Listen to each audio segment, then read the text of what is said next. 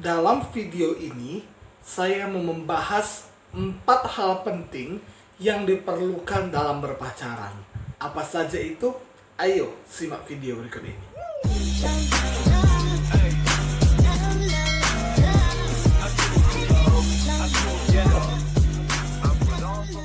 Nah, ada 4 hal penting yang diperlukan ketika kita berpacaran. Yang pertama itu adalah kekudusan. Apa itu kekudusan? Di sini kekudusan yang dimaksud adalah seiman, beda jenis kelamin, tidak melakukan dosa perzinahan dalam hubungan itu. Jadi kekudusan itu sangatlah penting dalam suatu hubungan. Kekudusan itu adalah harga mati yang harus dimiliki oleh semua hubungan, baik itu berpacaran, pernikahan, maupun dalam kehidupan ini. Jadi kekudusan itu sangat penting. Kudus artinya engkau pacaran dengan yang seiman. Ingat baik-baik, Alkitab mengatakan bahwa kita harus mencari pasangan yang seiman dengan kita, yang seimbang. Artinya seiman, sama-sama mengaku Yesus sebagai Tuhan dan Juru Selamatnya. Dan kalau engkau melanggar itu, maka itu tidak kudus namanya. Karena segala sesuatu yang berlawanan dengan Tuhan, yaitu firman-Nya, itu tidak kudus. Jadi yang pertama, engkau harus punyai kekudusan saat berpacaran. Juga dengan yang jenis kelaminnya sama kamu. Kalau misalnya kamu berpacaran, misalnya kamu laki-laki pacaran sama laki-laki, nah itu namanya nggak kudus. Karena itu adalah kenajisan dan kejijikan bagi Tuhan. Dan juga tidak melakukan hubungan seks sebelum nikah.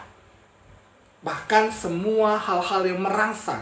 Karena perzinahan dalam kekristenan bukan hanya perzinahan secara langsung, yaitu persetubuhan antara laki-laki dan perempuan yang belum menikah, tetapi juga perzinahan dalam pikiran. Karena Alkitab menuliskan bahwa ketika kita memandang lawan jenis kita saja, namun kita memikirkannya dalam hati kita, dalam pikiran kita, kita sudah berzina dalam hati. Yang kedua, yang diperlukan dalam suatu hubungan itu adalah komitmen. Untuk apa pacaran namun tidak mempunyai komitmen untuk serius bersama hingga pernikahan, bahkan sampai selamanya? Ingat baik-baik, pacaran itu gunanya atau tujuannya atau goalnya itu adalah pernikahan. Kalau engkau pacaran namun tidak komitmen, untuk apa engkau pacaran? Untuk apa engkau menjalin hubungan dengannya?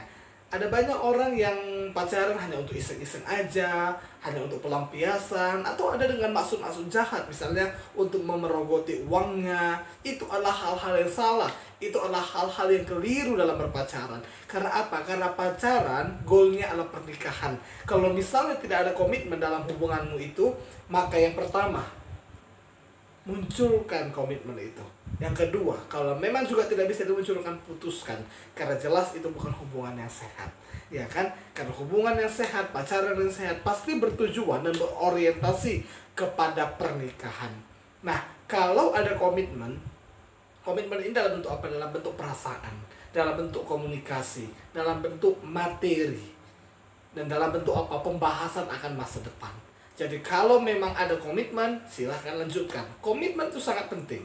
Karena apa? Karena dengan tidak adanya komitmen, maka 1, itu hanya membuang waktu. 2, arah hidupmu tidak jelas. 3, itu hanya membuang perasaanmu. 4, itu hanya merugikan hidupmu.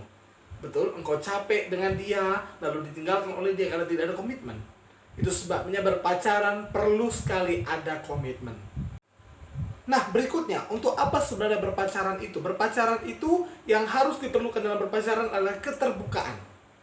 Keterbukaan tentang kehidupan, keterbukaan tentang komunikasi, tentang keluarga, dan segala aspek yang berkaitan dengan hidupnya. Jadi engkau perlu terbuka dengan pasanganmu, dan pasanganmu perlu terbuka padamu. Ya kan, keterbukaan akan hidupnya, bagaimana pola hidupnya, gaya hidupnya, bagaimana pekerjaannya. Ada orang yang pacaran tapi nggak tahu kerja pacarnya itu apa, ya kan, nggak tahu tamatan pacarnya itu apa, ya kan. Engkau harus tahu itu. Dan juga keterbukaan dalam komunikasi, bukan keterbukaan dalam hal seksual ya, tapi keterbukaan dalam hal komunikasi. Artinya apa? Harus bisa saling memahami, harus bisa saling terbuka bagaimana pergaulan si perempuan dan bagaimana pergaulan dengan si laki-laki. Ya kan, jangan sampai jadi batu sandungan. Kau harus tahu bagaimana pertemanan si perempuan ini, dan kau yang perempuan, kau harus tahu bagaimana pertemanan laki-laki ini. Misalnya laki-laki itu punya sahabat, engkau harus terbuka. Laki-laki, kau punya sahabat wanita, kau harus terbuka dan katakan kepada pacarku, ini sahabatku dan bukan pacarku. Jadi inilah keterbukaan itu.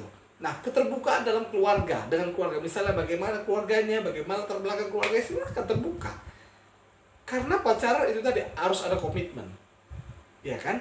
Dan harus ada keterbukaan. Jangan nanti udah mau nikah, dan sudah mau nikah, sudah semua dipersiapkan, lalu kamu nggak mau sama dia karena tidak ada keterbukaan dari awalnya. Itu hanya merugikanmu. Apalagi sesudah nikah kau baru tahu semua tentang dia. Bahkan masa lalu dia kadang kau perlu tahu, ya kan? Sebagai contoh misalnya para perempuan mungkin yang sudah rusak, engkau harus terbuka kepada pasangan. Tidak apa-apa. Kalau dia tidak mau menerimamu, ya sudah. Daripada nanti waktu udah nikah, cerai nggak boleh loh dalam hubungan kekristenan, hubungan pernikahan kekristenan. Itu sebabnya perlu ada keterbukaan saat masa berpacaran. Selanjutnya, setelah adanya keterbukaan, jelas ya, setelah adanya keterbukaan, harus ada kepercayaan. Untuk apa terbuka, tetapi tidak ada kepercayaan? Ingatlah bahwa kasih percaya segala sesuatu. Itu sebabnya cintailah orang yang kau percayai, dan percayailah orang yang kau cintai. Kasih itu percaya pada segala sesuatu. Itu sebabnya dalam masa berpacaran pun harus dimulai untuk saling percaya. Sebagai contoh, misalnya di WhatsApp cowokmu ada WhatsApp cewek, ya percaya aja. Kalau misalnya pacarmu bilang itu temannya atau teman kampusnya, teman kerja, percaya aja. Jangan langsung cemburuan, ya kan? Jangan langsung nanti jadi bertengkar, jangan. Harus ada kepercayaan. Karena untuk apa keterbukaan tanpa kepercayaan, ya kan? Sudah terbuka semuanya, tapi nggak percaya, untuk apa, ya kan? Itu sebabnya ingat baik-baik, Alkitab mengatakan bahwa kasih itu percaya segala sesuatu. Bukan artinya kita kompromi dengan dosanya, bukan berarti kita kompromi dengan kesalahannya, tapi kita belajar untuk mempercayainya, belajar untuk menerimanya. Dan ingat baik-baik, ketika ada kepercayaan, maka dia pun tidak akan menutup-nutupi hal-hal yang salah itu darimu.